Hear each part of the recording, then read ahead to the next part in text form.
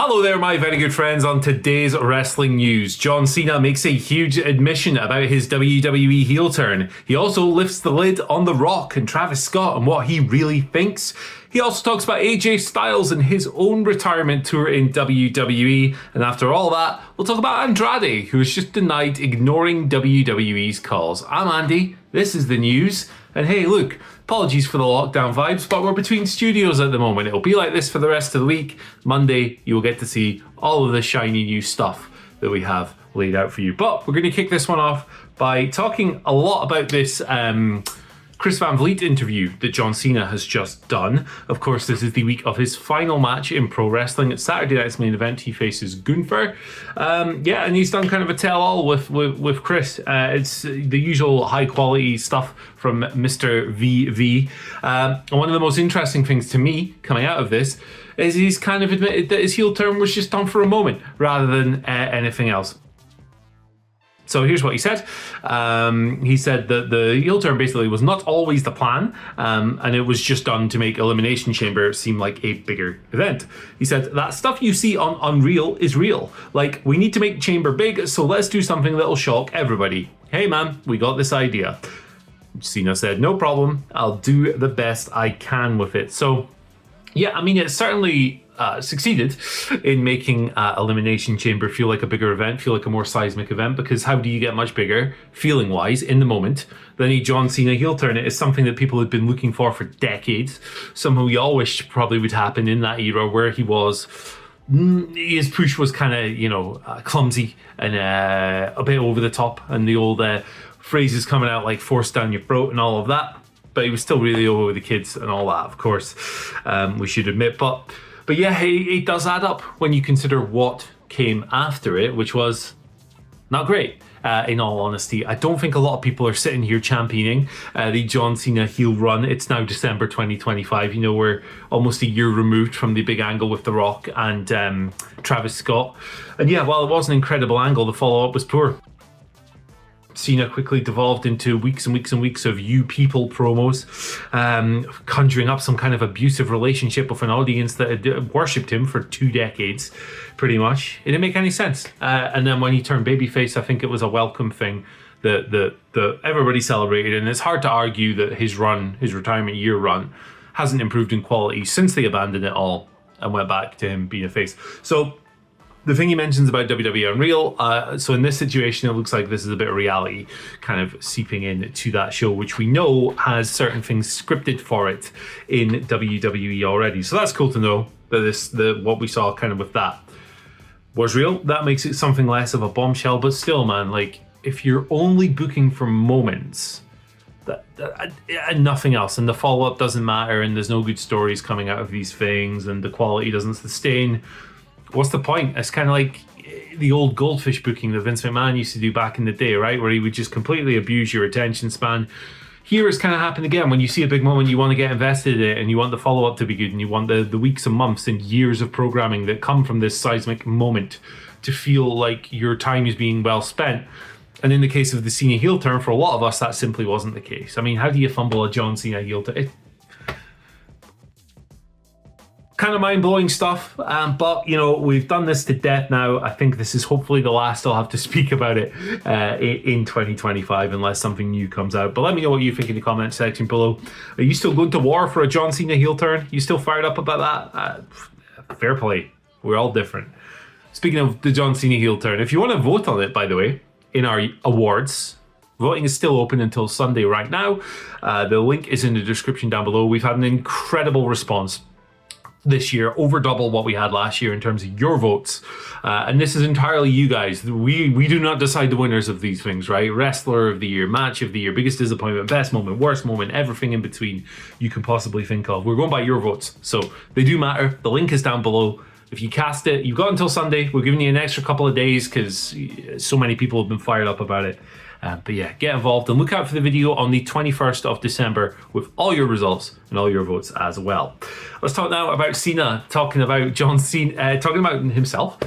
yeah, talking about The Rock and Travis Scott and the original plans there. He was asked by Chris Van Vliet during the interview, what were the original plans there, what was going on, because after the heel turn, we did not see The Rock again, and we saw Travis Scott. I think actually, if you return to the stadium in Las Vegas right now, Travis Scott is still making his ring entrance as we speak. But John Cena basically said, who cares? Who cares about any of that crap?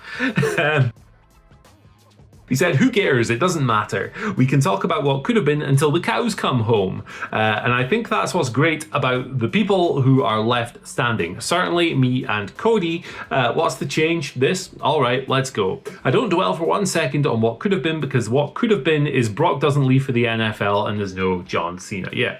So he's not about creating these hypotheticals in everyone's heads. Yeah, I mean, it's kind of all very well saying that, and it's a good perspective to have, right? Because you can't change it now, obviously. So if you're John Cena, this is probably the best way to look at it. However, it was a considerable disappointment that the image of Cena, The Rock, and Travis Scott standing over Cody Rhodes was never really paid off. Obviously, Travis ate a crossroads at WrestleMania in that main event match, which wasn't the best received Mania main event of all time. But we've not seen The Rock since. And to be fair, right, The Rock has interviewed about this, and he has said quite clearly that he told them he wasn't going to be around for WrestleMania, and they kind of knew that in advance. So if you went into WrestleMania feeling like the company led you to believe he was going to be there, it's the company's fault. It's the booker's fault. If they knew about it, that's their fault. They should have made it quite clear he wasn't going to be there and not strung people along, because I think we were all sitting there waiting for him to show up, right?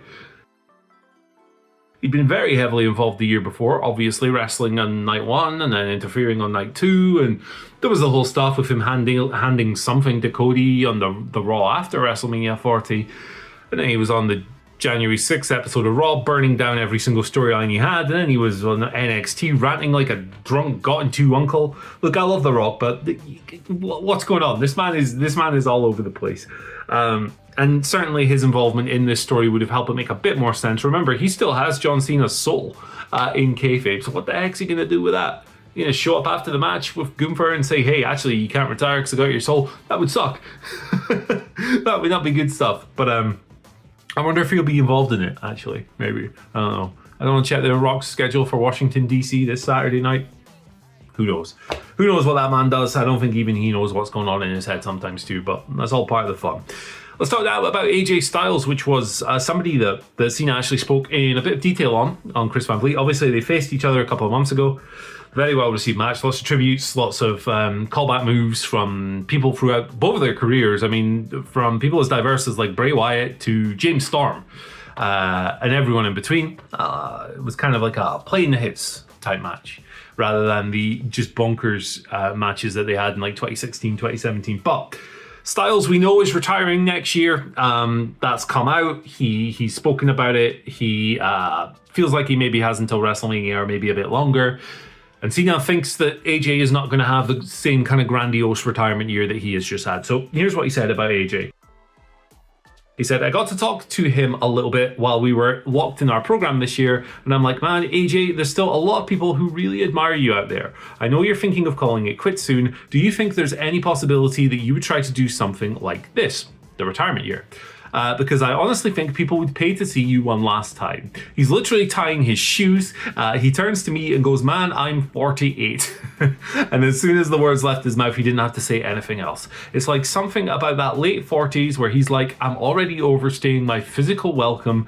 They just don't see it because they don't see what goes into prep, cool down, recovery. I'm already riding that razor's edge. You can't tell. He still looks great, still does some great stuff, but he can't stay another second because he doesn't want to put out a product that isn't AJ Styles. It's a very admirable stance to take because, yeah, well, he might not zip around the ring like he did when he was in his 20s. AJ is still very good, as evidenced in that Cena match and some of the stuff he did with Cody last year and so forth. So if he feels like he doesn't want to keep going and just be a shadow of his former self and he's comfortable enough to where he can just retire and live a good life, fair play. Good for him. I don't have the numbers in front of me, but if I was to sit down and look, I'd imagine that him and Cena, I imagine AJ probably has a few more matches on the calendar, actually, although Cena was an absolute demon during WWE's demonic house show era where they were away from home like 6 nights a week, so maybe not. But yeah, AJ will have a lot of mileage on his body that he's probably just not showing. The guy's a flipping beast at 48 years old. I wish I could look that good at 38, let alone 48, so good for him. He's in great shape, great hair as well, tremendous. And we'll just see what kind of comes of it.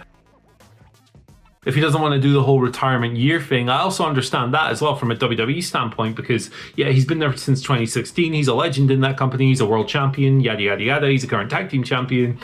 He's not John Cena at the same time. John Cena's a franchise player. He's a Hogan level, Austin, Rock, whatever equivalent for a certain generation of fans. AJ Styles, well, I would argue that in ring, a better wrestler than Cena for I mean, all of his career, really. He's not that level of kind of franchise player megastar that Cena is. So maybe WWE wouldn't want to give him a full year's program. I don't know. I would say maybe someone like Chris Jericho coming in for a retirement program is maybe a bigger deal to WWE. But they will treat him with respect, I'm sure. They won't faff him around on his way out the door. If they do, they suck if they do that. But I don't think they will. It would be cool to see him go back to TNA though, for like, you know, a match or a quick program or something, because that was the company he was the ace of for a long, long time. He's a franchise player there rather than in WWE. He was certainly a big, important player in WWE, but, you know, not John Cena. So that'd be cool to see. Maybe face like a Leon Slater or somebody like that. I'd be very interested in that, actually. But also the Dragon Lee pairing has been really fresh and cool and fun. I'm looking forward to seeing what they do further down the road. I mean, it's a weird pairing, AJ Lee, you can kind of call it.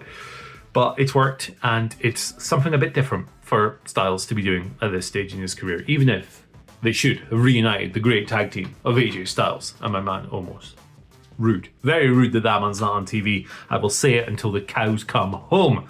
Speaking of the cows coming home, I don't know what that means. Here's Andrade, guy we talk about every single week. He's done a new interview, and he's spoken about leaving WWE, and specifically rumors that he didn't pick up their calls and no-showed events and things like that. It was a messy split by the sound of things, hence why they've now chose to ban him from wrestling for a year. Interview with Eduardo Bates, basically denying a bunch of this stuff. I'm going to read you another paragraph from my iPad, so sit tight. The truth is a long story. I don't feel bad about my WWE exit. I am very grateful for how much or how little I did in that year and a half. I never missed any days and never stopped answering the cell phone, as many gossipy people who broke the news said. Yeah, I mean, this guy's locked in a permanent feud with Dave Meltzer a lot of the time. It's kind of like Zack Sabre Jr.'s never-ending feud with his Twitter password. But anyway, he said, yes, I was traveling and they called me. What happened was that I had a day trip because I was not scheduled and they called to me. I returned the call at about 1 or 2 hours, but nothing to do with the fact that I didn't want to answer or that I disappeared. It was 1, 2, 3 hours that I didn't answer, and it was just company sending me a message, where are you? And things like that. I don't know who got that story that I didn't want to answer. I was out of the country. I explained to them that it was because of the time difference, the internet, no signal, many things, but nothing to do with me and never answering them or anything like that. Yeah, I mean, look, first of all, pardon me, that was a disgusting cough. Second of all, if I'm on vacation, I'm not answering the phone for my job either, right? I love my job, but if big boss man Phil Chambers phones up and goes, hello, work, I'll be like, no, I'm off. I'm not doing it. So fair play. I actually kind of think he's gone. If he was on vacation and he was on time off from WWE, I wouldn't have even probably returned it. I mean, if they left a voicemail saying we are going to fire you, that's a bit different. But it doesn't sound like it was that extreme. If you're away from your work, you should be entitled to that time. It's like this psychotic thing that Nick Khan says every time he does an interview where it's like, I don't believe in out-of-office emails and taking time off and sleep. Man hates sleep. What's going on there? Psychotic. To me, that time is yours. But maybe those weren't the circumstances. Now, we know that we're not going to be seeing Andrade again for a long time in terms of competing and doing his job that he is paid to do, because he has a 12-month non-compete following his split from WWE, which the company claims was due to a breach of contract. There have been reports of wellness policy violations and things like that as well. So it's a very murky situation. He appeared for AEW once and then he couldn't appear again because of this contract clause. AEW were of the belief that the clause didn't exist, but the clause did exist. So it's like a lawyer's probably messed up somewhere. Whoever looked over the deal before they brought him in is clearly messed up somewhere. It's Andrade. We're going to be talking about him again next week. There'll be something else. He's a drama magnet, and I kind of love it. Gives us something all to mull over. And also, it's a bit of a break from John Cena stuff on this video. But hey, look, I think that's enough for this lockdown style video. I'll be back later on today with another one, probably, if there's enough news to make a video about.